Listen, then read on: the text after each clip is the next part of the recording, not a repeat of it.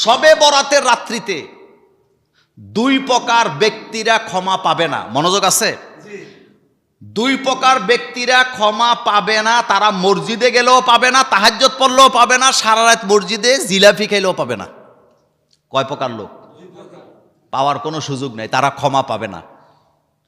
এক নম্বরে যারা হিংসা করে, বলেন জোরে বলেন, কি করে? এখানে হিংসা। হিংসাটা কোথায় থাকে? তাদেরকে আল্লাহ ক্ষমা করবে না। এটা সারা রাত তাহাজ্জুদ পড়লেও হবে না, মসজিদে বসে থাকলেও পাবে না, ক্ষমা নেই। নাম্বার টু, যারা শিরিক করে। তাহলে কয়টা হইল? যারা হিংসা করে তারাও ক্ষমা পাবে না এই রাতে, যারা শিরিক করে তারাও ক্ষমা পাবে না। কিন্তু যারা হিংসা করে না, যারা শিরিক করে না, তারা এই রাত্রে জাগারও দরকার নাই। যদি এশার নামাজ পড়া ঘুমায় যায়, ফজরের নামাজের জামাতে শরিক হয়, তাহাজ্জুদ পড়তে হবে না, সারা রাত নামাজও পড়তে হবে না, এমনিতেই তারে মাফ করে দিবে কে? নেসপে শাবানে যাদেরকে আল্লাহ মাফ করে তাদের জন্য কোনো শর্ত নাই যে তুমি জাগতে হবে, তুমি আসতে হবে মসজিদে, এই ধরনের কোনো শর্ত আল্লাহ দেন নাই। এমনিতেই মাফ করে দিবে যদি দুইটা খারাপই তার মধ্যে না থাকে। কয়টা মনে আছে তো? এক নাম্বার হিংসা, দুই নাম্বার শিরক। এই দুইটা চরিত্র যদি কারো মধ্যে না থাকে, সে রাতের বেলা মসজিদে আসা লাগবে না। আসতে পারবেন না এই কথা আমি একবারও বলি নাই, পেছ লাগাইন না। না আসলেও আল্লাহ কি করবে? ক্ষমা করে দিবে, ক্ষমা করে দিবে। কিন্তু এই দুইটা চরিত্র যদি কারোর মধ্যে থাকে, আইসাও কোনো কি নাই, লাভ নাই, মাপ পাবে না। এটা হলো নেসপে শাবানের গুণাবলী। রাসূল করিম সাল্লাল্লাহু আলাইহি ওয়াসাল্লাম বলেছেন, হিংসা শুকনা কাঠের মধ্যে আগুন দিলে শুকনা কাঠ যেমন জ্বলে যায়, হিংসা ঈমানকে সেভাবে জ্বালায় দেয়। এই জন্য হিংসাকারীকে আল্লাহ ক্ষমা করেন না। হিংসা আসেনি, অমুকের ছেলেটা ভালো লেখাপড়া করে, আমারটা পারে না, হিংসায় ফেটে যায়। অমুকের খুব ভালো দিনপাতি যাচ্ছে, খুব আরামে চলে, স্মার্ট চলে, আমার হিংসায় জ্বলে যায়। এরকমের জলুইন্না লোক আমাদের সমাজে আছে না? সে ভালো খায়, সে ভালো পড়ে, সে ভালো চলে, তার ছেলেরা ভালো কামাই করে, তার মেয়েগুলা ভালো, এগুলা দেখে হিংসা করে। এরকমের হিংসুক আমাদের সমাজে কি? তাদের জন্য কি নাই বললাম? ক্ষমা নাই। ভিতর পরিষ্কার করতে হবে, এক কথা। কারণ মানুষেরা ভিতরটা দেখে না, কিন্তু ভিতরটা দেখে কে? আল্লাহ। আপনি যে আমানতের খেয়ানত করতেছেন, আপনি যে মানুষকে ধোঁকা দিচ্ছেন, এটা দুনিয়ার কেউ না জানুক, একজন তো জানেন, তিনি কে? আল্লাহ পাক। আল্লাহ পাক। তাহলে জানলাম নেসপে শাবানে আল্লাহ পাক কয় প্রকার লোকেরা ক্ষমা করবে না? মনে আছে? এক হলো শিরিক, আর এক হলো হিংসুক। আল্লাহ কোরআনে বলছেন, মুনাফিকদের একটা আলামত হলো যখন তারা ইসলামের বিজয় দেখে কলিজা ছিঁড়া যায়। কলিজা কি? গত 3 দিন আগে তসলিমা নাসরিন ফেসবুকে লিখছে, কি লিখছে?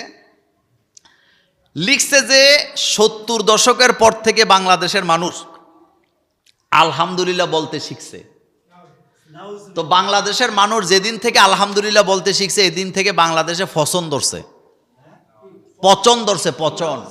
মানে বাংলাদেশটা কি ফসে গেছে? শোনেন, ওর ব্যাপারে আমার কোনো কথা নাই, কিন্তু তার দালালি করার জন্য একদল এখন উইট্টা পুইরা নামছে।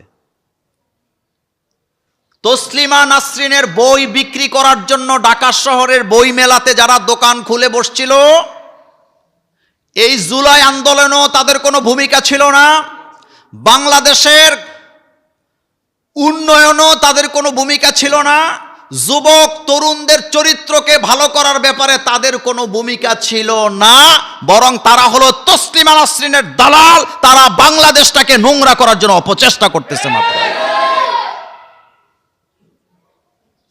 এই মহিলা যত দেশে গেছে সব দেশ থেকে বিতাড়িত হয়েছে। এখন সে ভারতে বসে বসে ষড়যন্ত্র করতেছে তার বই। সে, আপনি আশ্চর্য হবেন, সে একটা বই লিখছে এই বয়সে এসে, বইয়ের নাম চুম্বন। বইয়ের নাম কি? চিন্তা করছেন? মানে কোন সভ্য ভদ্র মানুষ এই ধরনের লেখালেখি করতে পারে? শোনেন, আমরা মানুষ না? বলেন তো, আমরা কি জানোয়ার না মানুষ? আমাদের মধ্যে পর্দা আছে না নাই? লজ্জা আছে না নাই? শরম আছে না নাই? আমরা কি বেহায়া? আমরা কি অশ্লীল? আর যে জঘন্য কথাই বইয়ের মধ্যে লিখছে, ছেলে মেয়েদের চরিত্র এমনিতেই ঠিক রাখা যাচ্ছে না। প্রতি জুমায় আলোচনা হয়, প্রত্যেক মাহফিলে মাহফিলে জিনার ব্যাপারে, অশ্লীলতার ব্যাপারে সতর্ক করা হয়, ওয়াজ করা হয়, কোরআন হাদিস শোনানো হয়, জান্নাত জাহান্নামের কথা শোনানো হয়, জাহান্নামের আজানের কথা, আযাবের কথা শোনানো হয়। তাও আমরা পারতেছি না কন্ট্রোল করতে। আর হ্যাঁ, বই লিখছে চুম্বন। মানে তার থিওরি হলো এই চুম্বন বাসে চলবে, মাঠে চলবে, বাজারে চলবে, রাস্তায় চলবে, আমার মনে যেখানে চায় সেখানে। তো তুই কি হিংস্র জানোয়ার নাকি? পশু পাখিরও তো একটা লজ্জা আছে, আসেনি? তার মধ্যে এটাও নেই।